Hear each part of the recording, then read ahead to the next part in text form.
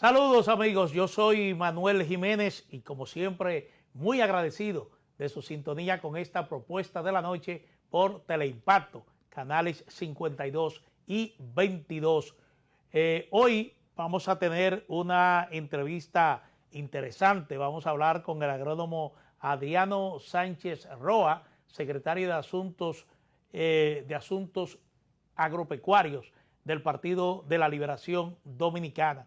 Un viejo amigo, ex administrador del Banco Agrícola, un hombre con mucha experiencia, pero vamos a hablar de él, vamos a hablar con él precisamente de agricultura, de agropecuaria.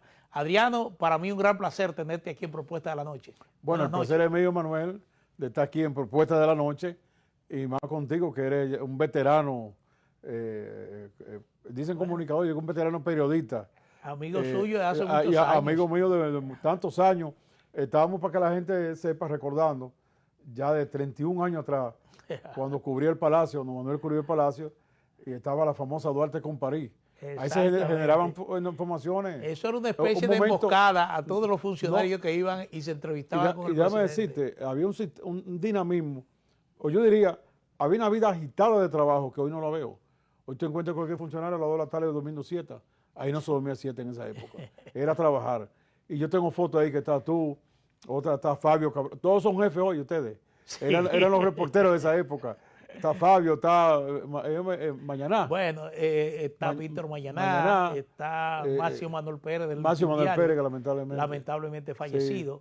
Sí, sí. Y habían otros, prácticamente todos los medios de comunicación de esa época tenían un periodista asignado a Palacio. Los presidentes que entraron quitaron eso después. Y era una tarea donde uno tenía que ir casi de manera obligatoria, donde quiera que estaba o iba el presidente de la República. Sí, se generaba porque eso noticias. Había que cubrirlo. No, y se generaban noticias frescas. Hay que decir que la lluvia en esta ocasión no han sido tan dañinas como han sido en otras ocasiones. Yo diría que si el gobierno actúa con rapidez, puede transformar en bien positiva. Hay daño. Por ejemplo, nosotros tenemos que estas lluvias fueron en el sur.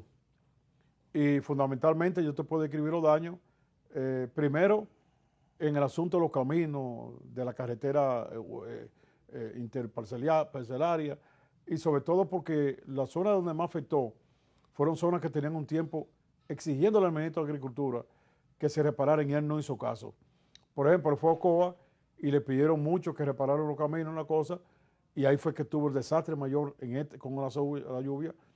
Tú te vas ahora mismo, toda esa parte donde sale el río Nizao. Se está reportando zona cafetera. Voy para allá ahora, voy para allá, sí. Entonces, la parte de los caminos, ahora mismo, yo hablaba, por ejemplo, con algunos colegas, por ejemplo, de Barahona, hablaba con Andrés Ruiz, que fue jefe de agricultura de la región y alcalde, y me decía que ellos tienen la urgencia de que ahora mismo ya, mañana martes, si es posible, o pasado mañana, le entren con los caminos, porque ellos están cosechando algunos frutos que si no están en los caminos se les van a dañar. Igual que en Ocoa llegó un momento dado, el sábado, que habían más de 15 comunidades incomunicadas. Entonces, toda esa parte del río Nizao, Montenegro, todos esos sitios estaban incomunicados.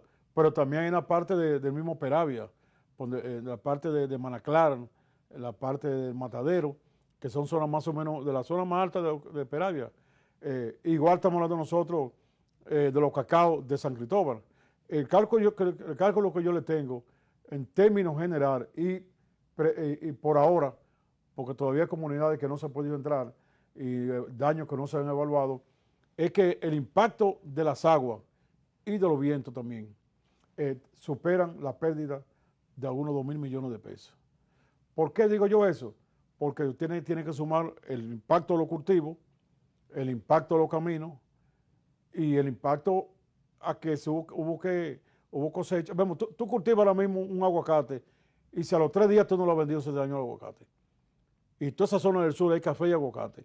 Por ejemplo, en el caso del café, estimamos nosotros en el PLD que hay una pérdida más o menos de 4.000 quintales que se han caído. 4.000 quintales, el precio que está hoy. ¿Eso concentrado en toda la región sur o básicamente concentrado 4.000 quintales de San José de Ocoa, de los cacaos de San Cristóbal, de Barahona, Barahona está Enriquillo, Barahona, está Polo, de la parte de Manaclar, de Baní, que hay café y hay aguacate, fundamentalmente aguacate. Algo de Asua, pero en esa zona nada más están concentrados esos 4.000 quintales. Entonces, la propuesta que nosotros le hacemos es que, y ya no solamente de reclamo a los productores, sino por la experiencia que ha ocurrido, es que el gobierno asuma esa pérdida. Porque, por ejemplo, hay productores ahí porque hay otra cosa con el café. El café ahora se está cultivando más o menos del 15 de septiembre para adelante. Anteriormente era en octubre. El cambio climático que se ha puesto más caliente hace que el proceso vegetativo sea más agitado en septiembre. Entonces, ocurre que por la falta de mano de obra haitiana, que son los que venían cosechando el café, sí. La mayor parte del café no se había cosechado. Melissa encontró la zona cafetalera con el café ahí. Cuando el café llega el agua y el agua le penetra, pone el grano de café más pesado y cae. Entonces, esos 4.000 quintales cayeron por eso. Entonces, yo digo que, bueno, lo primero es que el gobierno, número uno, con un estudio que le dé el Instituto del Café, que pueda hacer el estudio, le pague el dinero a los que perdieron ese café. Los que tienen crédito con el Banco Agrícola, bueno, le descuenta eso del banco, el banco lo asume y también el presidente se lo entrega al banco para que el banco no pierda. Entonces, la otra cosa es que se le creen brigadas, porque las brigadas le pueden ayudar a que parte del café que se ha caído, por eso de inmediato, se pueda recuperar, aunque sea para autoconsumo, y para que le termine de cosechar el café que se está madurando. Es decir, se necesita que de manera urgente el gobierno vaya a salvar la cosecha del café, la que quedó. Estamos hablando de Barahona, estamos hablando de Ocoa, algo de Baní, y en el caso de San Cristóbal fundamentalmente los cacao. Sí. La parte de aguacate también, toda esa zona tiene aguacate. Bueno, para la casa que fue una zona tradicionalmente fuerte de café, en el cual yo trabajé, está ahora mismo también, está más metida casi en aguacate. Entonces, las pérdidas que han habido no son tantas para las pérdidas tradicionales en el sector agropecuario, en eso. Pero si el gobierno hace así, primero asume compensar, apoyar a los agricultores por un lado, y si por otro lado también asume hacer un programa de producción inmediata, es un plan operativo inmediato, porque ahí viene diciembre con los rubros que son de ciclo bien corto, pero además hay que decir algo, se supone que desde principios de diciembre hasta casi abril es la época de sequía. Entonces la crisis de alimentos, el país la tiene en esos meses, porque hay sequía. Entonces si aprovechamos estas aguas de ahora y se siembra, y que se supone que van a caer más agua en noviembre, nosotros podríamos tener entonces una producción para la época de sequía. Repito, asumir el gobierno el apoyo a los productores que han tenido problemas, el apoyo en el café, asumiendo la deuda del banco Agrícola, pagándole a los que no tienen deuda con el banco, dándole dinero al Instituto del Café para que el Instituto del Café vaya en auxilio de ellos. Todos esos técnicos que están ahí los conozco, yo vengo de ahí, los conozco bastante y pueden hacer un buen trabajo, que al mismo tiempo se le busquen brigadas, que entonces en el caso del aguacate se haga lo mismo. En Baní, en la parte de Matadero, en parte de Manaclar, hay que ir en auxilio. Ahí estamos hablando nosotros fundamental, hay café, pero fundamentalmente estamos hablando nosotros de aguacate. O sea, se necesita eso. Y a eso se agrega la ayuda, un plan operativo inmediato de siembra, porque hay una situación. Agricultura tiene 612 áreas sin técnicos. Es increíble. Los técnicos que han cancelado y los que han pensionado no se han sustituido por otros. Usted se encuentra ahora mismo que hay zonas donde deben haber 70 técnicos, zonas agrícolas, provincias, y te encuentra 20 nada más. Entonces, agricultura, donde no está, no puede hacer nada. Yo digo que ojalá el Ministerio de Agricultura y el gobierno mande llamar a los técnicos, los nombre, los ponga a trabajar. Sí. Adriano, todavía podría decirse que es temprano porque el gobierno está haciendo su levantamiento de las áreas afectadas, pero básicamente se podría decir que la parte sur, como tú señalas, ha sido la de mayores estragos, porque las lluvias se concentraron básicamente ahí. Este fenómeno pasó por el Caribe, la zona del Caribe, que es lo que da a... Pero te quería preguntar, en el caso, por ejemplo, de víveres, plátanos, Asua y Barahona fundamentalmente. Sí. Bueno, me concentré en el café porque es el mayor efecto, pero el daño ha sido a todos los cultivos. Por ejemplo, en el caso de Barahona, hay quejas de los agricultores porque al momento de entrar al programa no habían ido en auxilio los productores de plátano, Barahona, Vicente López, esos sitios. Ellos hablan también ahí de habichuelas, porque los cultivos no se siembran al mismo tiempo en toda la zona. En diciembre es la mayor siembra de habichuelas en San Juan, pero hay una parte de Barahona que ya la tenían sembrada ahora. Entonces están hablando de habichuelas, de plátano, se habla también de tomate, ha habido sobre todo en la parte de Asua y en la parte, aunque los efectos del invernadero en Ocoa no son tan grandes, pero ellos en estos días no pudieron sacar la cosecha y se han dañado muchos productos. La otra cosa que hay, Agricultura, el Ministerio de Agricultura no puede seguir con tanta deuda a los productores. Le debe 400 y pico millones de pesos a los groseros, al sector de arroz. Le debe 200 millones de pesos a la cebolla. Le debe dinero a la gente de la habichuela de San Juan, que en esta una semana están protestando. Le debe, desde que entraron en el 2020 ahora, a los que preparan la tierra de máquina pesada. O sea, una deuda que hay por todos los lados.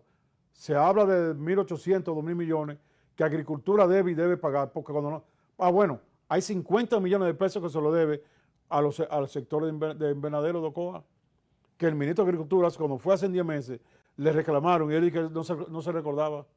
Y le exigieron que mandara la maquinaria. Y ahora está mandando maquinaria. Y esa maquinaria que él está mandando ahora, ¿por qué no la mandó antes? Si la manda antes, no se da la crisis que se está dando ahora mismo.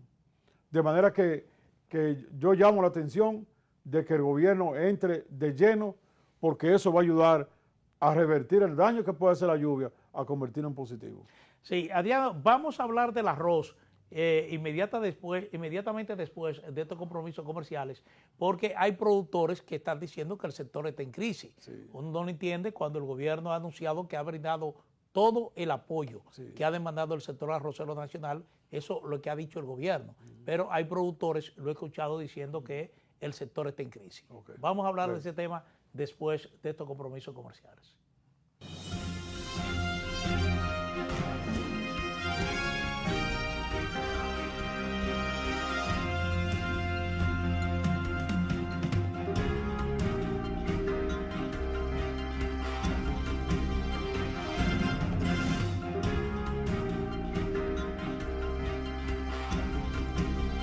Diputados de la República Dominicana.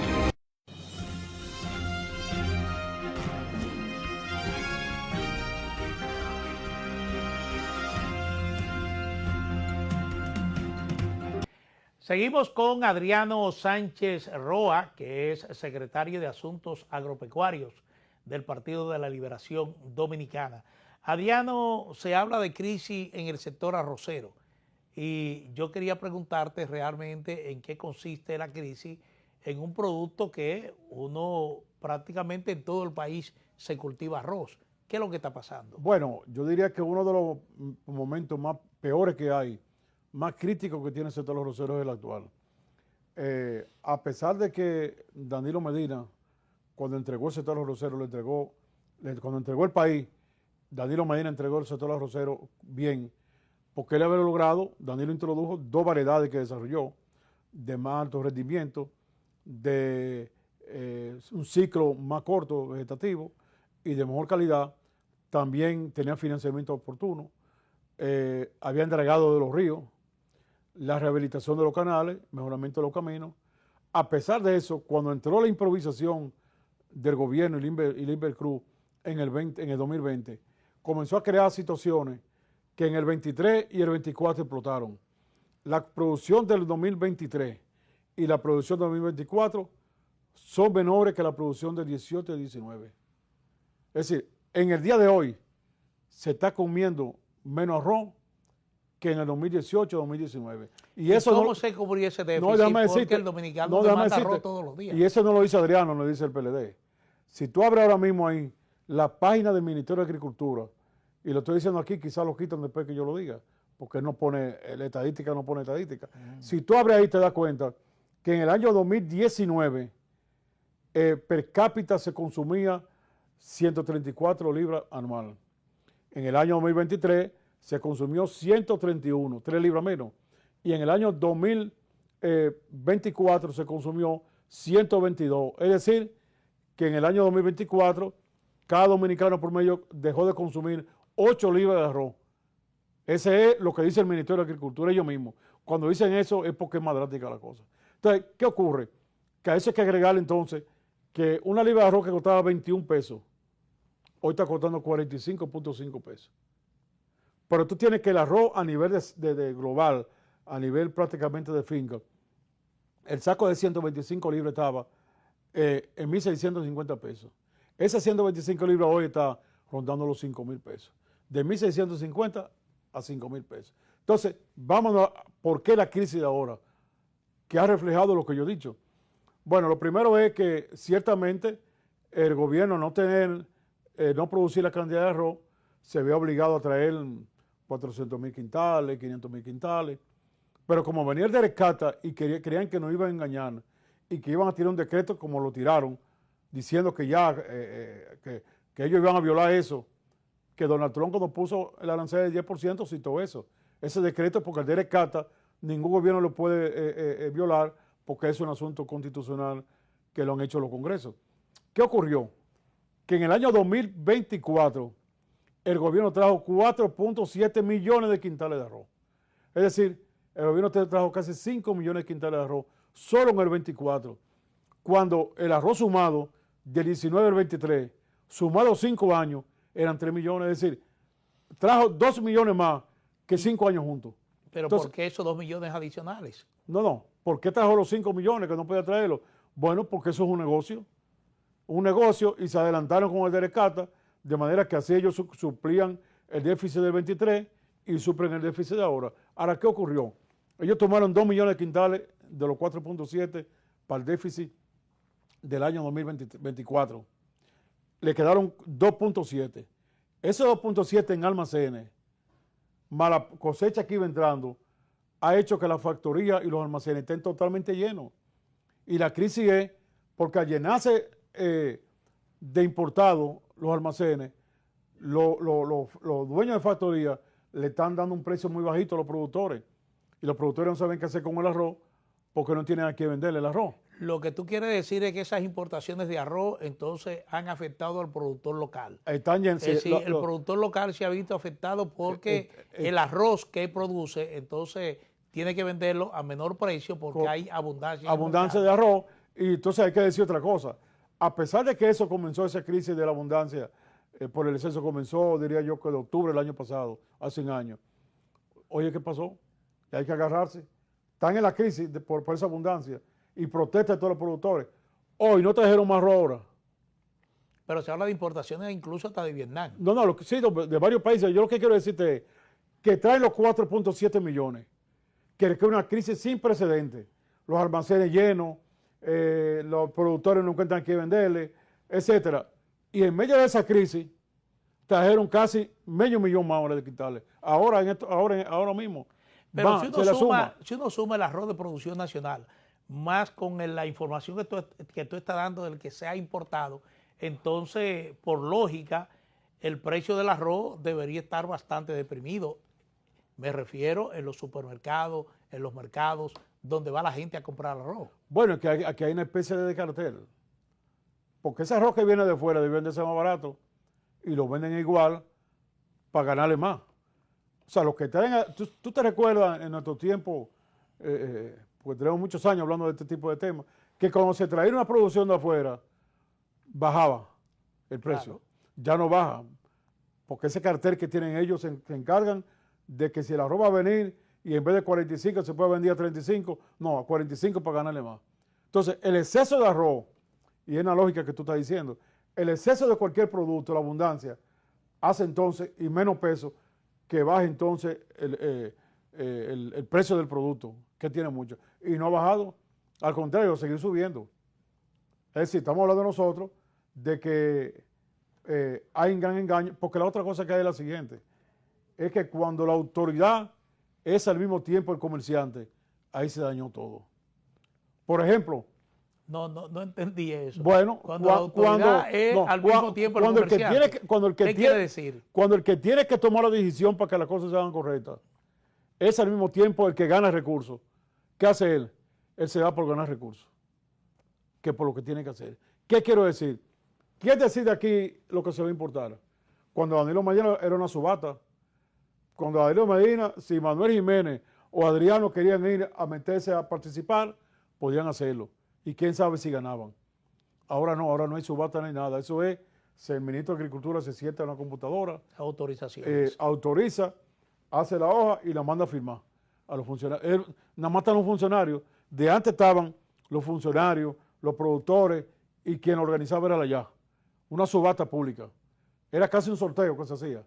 Transparencia y un mecanismo. Ya no. Ya ahora mismo ellos pueden decir, vamos a importar esto y va y lo escriben en un papel, lo firman sin transparencia y sin nada. Entonces, ¿por qué están trayendo todo eso? Porque le interesa más negocio personal, ganar ellos mismos al beneficio del pueblo, al beneficio de los consumidores. Yo por eso he dicho que deben volver a la subasta, deben hacer público, decir, miren señores, y se publica en un periódico, se necesita importar esto, pero combinarse con los productores. No es posible que tú le trates, ahora mismo estaban protestando el mes pasado los productores de cebolla, porque había una importación en pie en el momento que estaban cosechando. Pero eso sucede con mucha frecuencia con el ajo también. No, con el ajo lo han tumbado por todos lados, con el ajo. Entonces, las importaciones son el cáncer de la agricultura dominicana. Entonces, son los médicos, los funcionarios, los que incentivan el cáncer. Eso es lo que está pasando.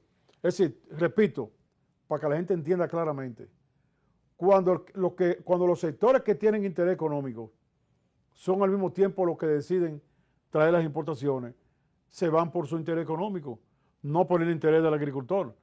Porque no es posible que usted, por ejemplo, vamos a suponer, en enero teníamos ya 2.7 millones de quintales de arroz importados, del cual sobraba la mayoría.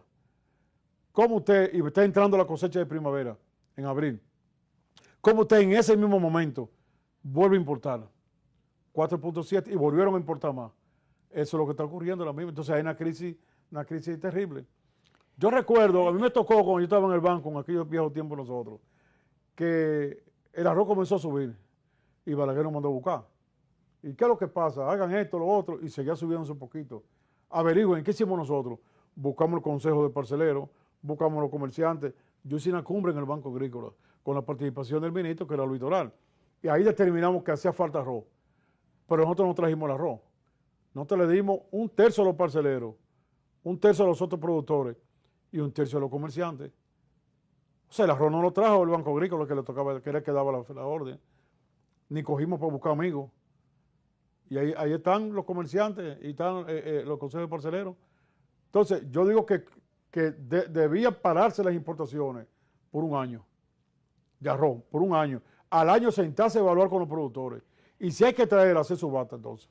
Pero si tú hablas que se están importando rubros agrícolas que se producen en el territorio nacional, entonces, ¿cuál es la situación de los productores? Yo te voy a decir varios rubros que se están importando. Más de la mitad de la habichuela se está importando. Café. Un café viejo malo de Vietnam que viene. Leche.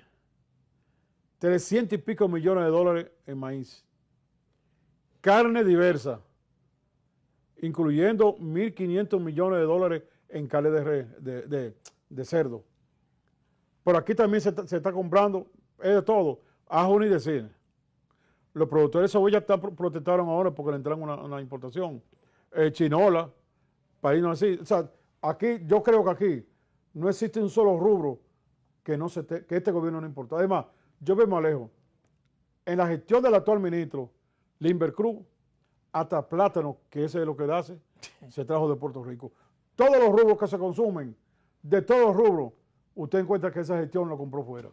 Si el incentivo del productor fundamentalmente es que su cosecha se comercialice, que llegue a los mercados a buenos precios, tú estás hablando de importaciones que de una u otra manera pueden deprimir los precios. Sí. Pero entonces, ¿dónde está el estímulo al productor local?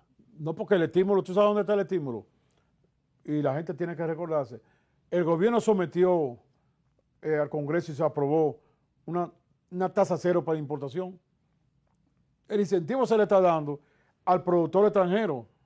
Meterle tasa cero de importación a 69 productos, como hizo el gobierno y como lo aplicó, es un desincentivo desleal al productor dominicano. ¿Y por qué para tú darle una tasa cero a un comerciante de cebolla de un país de fuera, no se la da al productor de cebolla aquí de Azua, de San Cristóbal, de Baní o de Vallejuelo, San Juan?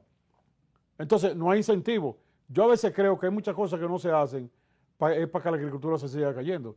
Por ejemplo, eso que hablaba de los caminos y la carretera, como el ministro, cuando le protestaron en Ocoa, que le mandara los equipos, no se los mandó. Como el ministro, cuando le pidieron de Manaclar, de Baní, no mandó ahí. Como no mandó en Barahona, de Polo, en Criquillo, esos sitios no lo mandó. Es decir, si usted tiene equipo, usted manda los equipos. Si no tiene, usted lo alquila. Ese es el deber de agricultura, pues no lo están haciendo. Ojalá ahora con estas lluvias que han caído. Porque hay otra cosa, la lluvia hay que crear los vientos. Por ejemplo, en el caso de Elías Piña, en el caso de San Juan, que hay café, por el cercado tiene en San Juan, y Elías Piña tiene los proyectos agroforestales de Danilo, lo tiene en Vallejuela, en Juan Santiago y en Hondo Valle. La brisa hizo mucho daño. Por el agua también, porque no fue que el Cibao tuvo seco, fue que no tuvo esto tan fuerte. Por ejemplo, allá en el Bajo Yuna hay arroz que le afectó la lluvia ahora mismo también. O sea, no fue el sur, totalmente el sur. Por ejemplo, afectó también algunas áreas de Monteplata también. Es decir, el gobierno ahora mismo tiene que tratar de transformar el daño que pueda quedar en bienestar. ¿Cómo? Un plan operativo inmediato que implique el apoyo con materiales de siembra, preparar la tierra, asistencia técnica, etcétera. Y los daños que hay, cubrir los daños a los productores. Que ese productor de café que cayó todo ese grano, se lo cubra. Y si tiene financiamiento con el Banco Agrícola, también se lo pague. Yo te voy a decir, porque las experiencias, lo mejor que hay en la vida es ver la experiencia. Porque a veces quizás tú no tropiezas porque ya cogiste la experiencia del que tropezó. En varias ocasiones a mí me tocaron tormentas. Yo recuerdo que la tormenta Gordon, que fue en Neiva, eso fue como en octubre del 94. Balaguer me mandó. Y de allá para acá le digo yo, ¿y entonces qué están los agricultores? Digo, bueno, son agricultores que de esos que vivían y se les perdió todo. ¿Y qué se puede hacer? Le digo, bueno, usted le está dando al banco un dinero. Si usted quiere ese dinero, mándeselo pagándole ese dinero. Hágame el listado. Yo le hice listado como de 200 y pico de agricultores de Neiva. Y él cuando mandó el cheque, pagando eso ahí. ¿Qué digo yo? Que el presidente Luis Abinader ahora agarre y le hagan el listado de los productores verdaderos, que no vengan a meter políticos, los verdaderos. Ese listado, esos productores de café, de aguacate, etcétera, de plátano, y el presidente le cubra lo que perdieron y que le deben al Banco Agrícola, y que el presidente le mande al Banco Agrícola ese dinero. Que además al Banco Agrícola le dé un poquito más de dinero para nueva siembra inmediata, y que también aquellos que no tienen financiamiento, pero que pedían la cosecha, el presidente se lo pueda pagar. Eso no sería nada nuevo, señor presidente.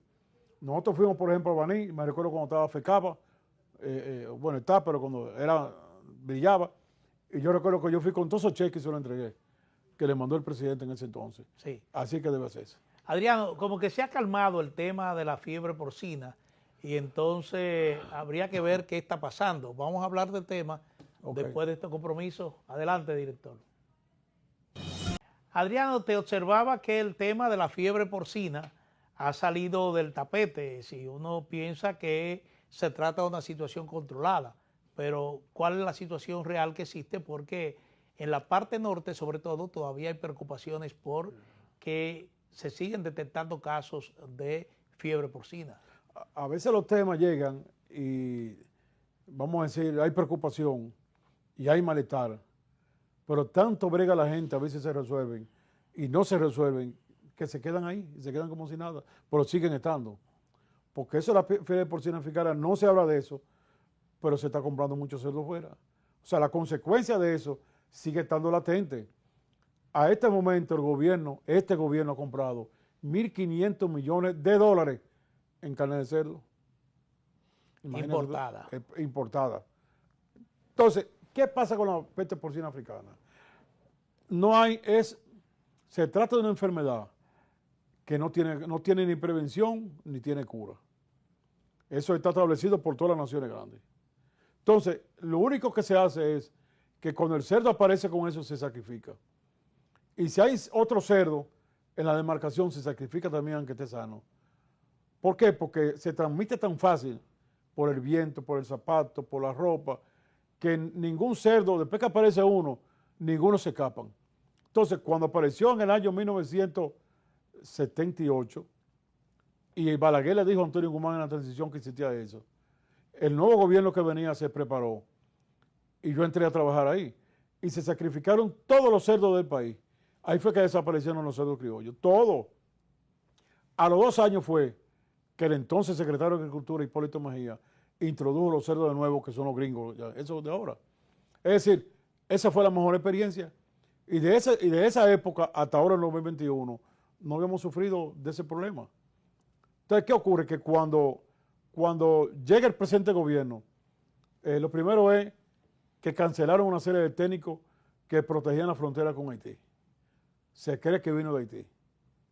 Entonces, al cancelar los técnicos y de proteger la frontera, ya en el 21, en febrero, aparece en Dajabón y Montecristi la peste porcina africana. Cuando viene la alarma, Agricultura va allá y examina y dice que no, que eso no es neumonía, que es neumonía. Y siguió creciendo, y quedó creciendo. La embajada americana se preocupó, porque eso se le penetra a ellos también, y se llevaron muestras, y en junio la embajada americana hizo un comunicado diciendo que sí que era fiebre porcina africana. Cuando habla la embajada, Agricultura tuvo que decir que sí. O sea, fíjense lo siguiente, le escondió. Pero cuando dijo que sí, que se comenzaron a examinar, ya estaba en 11 provincias. O sea, en vez de controlarla rápidamente, después que se metían a 11 provincias, ya eso no lo paraba nadie. En ese momento había que sacrificar todos los cerdos. Y lo que se hizo fue, usted tiene que hacerlo, sacrifique y se le paga. Esa es la metodología en todos los sitios. Y yo iba más lejos. Si Manuel Jiménez tiene una granja y le sacrifican el cerdo y son 3 millones de pesos, si se lo damos, lo va a malgastar o lo va a gastar en otra cosa. Manuel, esos 3 millones en los 18 meses que faltaría para tú volver con el cerdo, te lo ponemos en el Banco Central en una tasa alta, para que tú todos los meses, sin tener los cerdos, recibas un ingreso y te aguantas de que venga. Esa es la propuesta que hizo el PLD.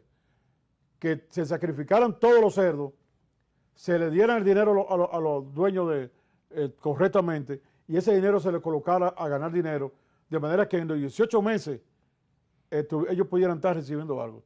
El gobierno no hizo eso, comenzó a hacer parches para allá, matan cerdos, no lo pagan, si hay amigos se le paga. Entonces, finalmente... Pero manejarlo así implicaría que tendríamos ese virus de por vida. Bueno, ya se declaró hace un año que la enfermedad es endémica, es decir, ya está... como endémica dicen, aquí en el país. En República, ya está entre los huesos, ya es una enfermedad que, sacrificando los cerdos ahora, había que aguantar un poco más todavía para ver si salimos de que sea endémico. Ya hay que estamos hablando de sacrificar todos los cerdos que tenemos. Bueno, eso fue lo que se hizo antes. Precisamente en el mes de octubre, que estamos a la puerta de Navidad. Bueno, te voy a decir, es que ya se hizo aquí. No estamos hablando de que un invento, se hizo aquí. Pero el ministro de Agricultura es un hombre que le falta tanto a la verdad, que él dijo en un programa, y lo tengo grabado, que él tenía la vacuna cuando China, Estados Unidos y Rusia la tienen. Es decir, científicamente, el señor Limber Cruz está por encima de China, por encima de Estados Unidos y por encima debieron darle el premio Nobel de Seriedad de Medicina Animal. Entonces, están manejando el sector agropecuario personas que son muy inexpertas, personas que no tienen el valor a la tecnología, a la técnica. Porque tú puedes decir, bueno, vamos a poner un ministro que sembró plátano, eso es lo único que sabe, porque él no es profesional de la agricultura, no se la conoce. Pero vamos a poner a los funcionarios que sepan y escucharlo, ¿entiendes? Y no hacen eso, de manera que la peste porcina africana ha sido muy mal manejada. Consecuencia, número 1, el país se está sacrificando buscando dólares, mira cómo ver dólar. Número 2, han desaparecido muchos pequeños y medianos que se le murieron o le mataron sus cerdos y no se lo han pagado. Y número 3, los que tienen granjas grandes viven con un nerviosismo porque no pueden ni siquiera pestañear para que no le entre el virus a su enfermedad. Brevemente, porque se acaba el tiempo, Adriano, ¿cómo está el Partido de la Liberación Dominicana? Ustedes mira, brevemente, tienen esperanza de que puedan reconectarse. Es que los números lo van diciéndolo. El gobierno que era aliado de otros opositores, ya en sus encuestas nos dice que estamos empatados. Pero aparte de eso hay que decir, lo que ocurrió en el año 2020 no fue 10, nosotros y la Fuerza del Pueblo 28, no. Leonel Fernández pidió en el 20 que el promedio de los 3 niveles era que iba a ser, y así fue que tuvo el 5% para tener los recursos. El promedio nos dio a nosotros 16 y la Fuerza del Pueblo le dio 18. Pero ¿qué pasa? Que con el desastre que está ocurriendo ahora, el pueblo dominicano cuando mira algo mejor que lo de ahora, ¿a quién mira? Es al PLD. Cuando habla del 911, fue el PLD que lo hizo. Habla de los hospitales, Danilo construyó o reconstruyó 81 hospitales. Cuando se habla de los asfaltados, se asfaltan casi todos los municipios. Cuando se habla de los precios de la comida, cuando se habla del precio de los medicamentos, es decir, cuando se habla del bienestar, cuando se habla del sector eléctrico, cuando se hizo Punta Catalina, en ese momento teníamos toda la energía que requería el país y había 24 horas de energía. Sin embargo, ¿qué ocurrió? Que se cayó el sistema. Entonces, eso que está ocurriendo está poniendo el partido a crecer. Y nosotros, aunque la gente lo vea así, vamos para el gobierno. Entonces voy a decir lo siguiente, cuando Hipólito salió en el 2004 tenía un 3%. Hipólito después sacó un 47%. Que no se crean que el trabajo que se está haciendo y lo que hicimos nosotros demuestra que con el PLD se vivía mejor. Bueno, muchísimas gracias a Adriano Sánchez Roa, secretario de Asuntos Agropecuarios del Partido de la Liberación Dominicana, administrador del Banco Agrícola. Agradecido por tu presencia aquí en Propuesta de la Noche. A ustedes, como es habitual, muchísimas gracias por su sintonía. Recordarle que además de la frecuencia de Teleimpacto, canales 52 y 22, nos pueden seguir en nuestro canal de YouTube, el canal de Propuesta de la Noche. Buenas noches.